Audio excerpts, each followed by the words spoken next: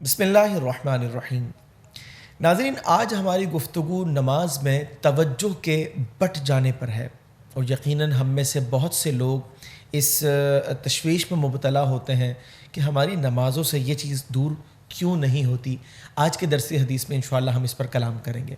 سیدہ عائشہ صدیقہ رضی اللہ تعالی عنہا روایت کرتی ہیں، میں نے رسول کریم صلی اللہ علیہ وسلم سے نماز میں التفات کرنے کے متعلق سوال کیا۔ آپ نے ارشاد فرمایا، یہ بندے کی نماز کا ایک حصہ اچک لیتا ہے جو شیطان اچک لیتا ہے۔ نماز کے دوران بندہ بندگی کر رہا ہوتا ہے، لیکن شیطان چونکہ ہمارا کھلا دشمن ہے، وہ ہمیں وہاں پر بھی چھوڑتا نہیں ہے اور کامیابی حاصل کرنے کی کوشش کرتا ہے۔ یہ یاد رکھیے، اگر نمازی کے دل میں خیال آیا، اس خیال کا آنا برا نہیں ہے کیونکہ یہ انسان کے اختیار میں نہیں ہے، لیکن اس خیال کو جما لینا یہ برا ہے۔ وجہ یہ ہے کہ شیطان کی کامیابی ہے، جس کو رسول اللہ صلی اللہ علیہ وسلم نے اچک لینے سے تعبیر فرمایا۔ سیدہ عائشہ صدیقہ رضی اللہ تعالی عنہا نے التفات کے متعلق سوال کیا۔ یہ التفات کیا ہے؟ یاد رکھیے، التفات توجہ کرنے کو کہتے ہیں۔ بسا اوقات انسان اپنے اعضاء وغیرہ سے توجہ کرتا ہے، مثلا آنکھوں کے ذریعے ادھر ادھر دیکھنا، یہ بھی التفات ہے، اور کبھی کسی چیز کی طرف جو ہے وہ ذہن کا چلا جانا، اس طرف توجہ ہو جانا، یہ بھی التفات ہے۔ یاد رکھیے، یہ دونوں چیزیں شیطان کی کامیابی ہیں۔ جب شیطان اس میں کامیاب ہو جاتا ہے تو نمازی کے ساتھ کیا ہوتا ہے؟ بسا اوقات تو نمازی سہو کا شکار ہو جاتا ہے، کچھ چیزیں بھول جاتا ہے، کبھی رکعتیں بھول جاتا ہے، کبھی تسبیحات میں سہو ہو جاتا ہے، اور کبھی یہ نہیں معلوم ہوتا کہ کیا پڑھا ہے اور کیا نہیں پڑھا۔ اس کا مطلب یہ ہے کہ نماز کے اندر توجہ کا بٹ جانا یہ اچھی چیز نہیں ہے، شرعاً کی ناپسندیدہ چیز ہے۔ لیکن کیسے بچا جائے اس سے؟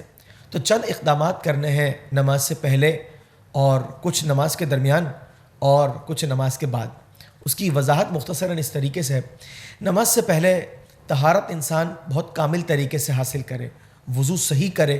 وجہ یہ کہ جن کا وضو ٹھیک نہیں ہوتا تو بسا اوقات ان کی نماز کے اندر بے برکتی انہیں محسوس ہوتی ہے، اور اس کا ایک سلسلہ یہ بھی ہوتا ہے کہ نماز میں بکثرت خیالات آتے ہیں۔ اسی طریقے سے نمازی جس وقت نماز کے لیے کھڑا ہو جائے، اب اس نے آغاز کرنا ہے، تو اپنے ذہن کو دنیاوی خیالات سے پاک کرنا بہت ضروری ہے۔ وجہ یہ ہے کہ اگر ہم نے ایسا نہ کیا تو شیطان اس نماز کے اندر اس کی کامیابی کے جو چانسز ہیں وہ بہت حد تک ہیں۔ وجہ یہ ہے کہ نمازی آغاز نماز میں ہی دنیاوی خیالات میں مستغرق ہے، تو کیسے کہہ سکتے ہیں کہ نماز کے درمیان جو ہے وہ یہ چیز، یہ کیفیت جو ہے یہ باقی نہیں رہے گی؟ اس کا مطلب یہ ہے کہ اس چیز پر توجہ کرنا بھی بہت ضروری ہے۔ نماز کے درمیان ایک نمازی کو اپنی نگاہوں کی حفاظت کرنی چاہیے۔ وہ کس طریقے سے؟ جس وقت قیام میں کھڑا ہوا ہو، ہاتھ بندے ہیں، لیکن اس کی جو توجہ ہونی چاہیے وہ نماز کی طرف ہے، اور طریقہ کار یہ ہے کہ وہ اپنی نگاہوں کو سجدے کی جگہ پر رکھے، ہلنے نہ دے۔ اسی طریقے سے جس وقت نمازی رکوع کے اندر ہے، اپنی کمر کو بالکل سیدھا رکھیں، مرد حضرات جو ہیں، اور اپنی نگاہوں کو قدموں کے پاس رکھیں، آگے پیچھے نہ جانے دیں۔ اسی طریقے سے جب قومے کے اندر کھڑے ہو جائیں، ٹھیک ہے، تو اس وقت نمازی کی نگاہیں سینے کی جانب ہونی چاہیے۔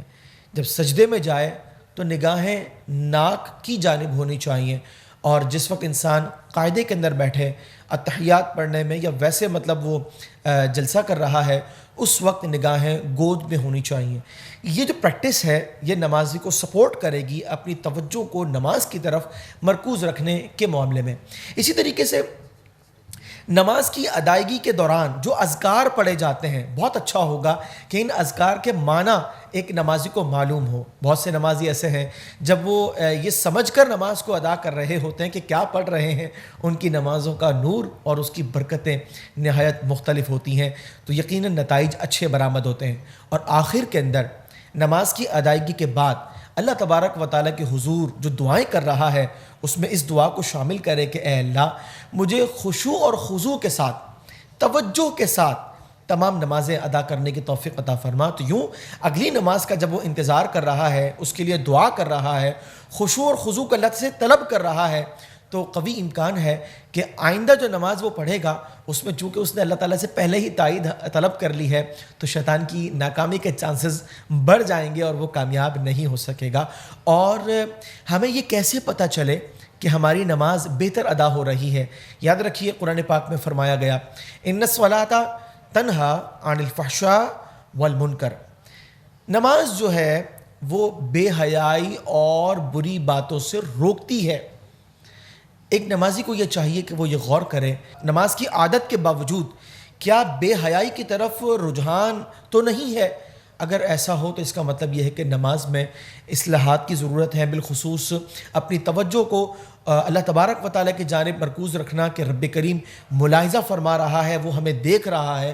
اور ایک نمازی کو اپنی نماز کو بہتر بنانے کے لیے بہت زیادہ جو ہے وہ توجہ دینی چاہیے، وجہ یہ کہ نماز دین کا ستون ہے۔ اللہ تبارک و تعالی ہمیں ہماری نمازوں کا سرور عطا فرمائے، سجدوں کی لذتیں عطا فرمائے، قراءت قرآن درست انداز سے کرنے کی توفیق عطا فرمائے۔